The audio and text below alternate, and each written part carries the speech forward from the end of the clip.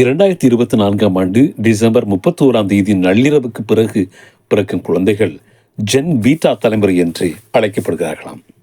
2025 ஜனவரியில் இருந்து 2039 வரைக்கும் பிறக்கும் குழந்தைகள் ஜென் பீட்டா தலைமுறை என்று சொல்லப்படும்.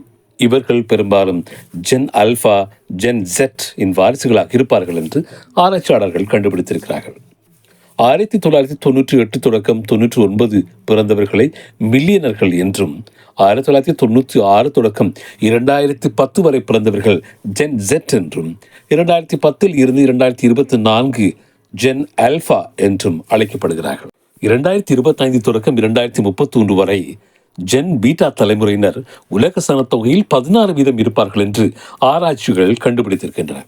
இவர்கள் 22ஆம் நூற்றாண்டை பார்ப்பார்களாம். இவர்கள் வாழ்க்கை அநேகமாக தொழில்நுட்பம் மற்றும் ஆட்டோமேஷன் பாதிப்பு அதிகமாக இருக்கும் என்று சொல்லப்படுகிறது.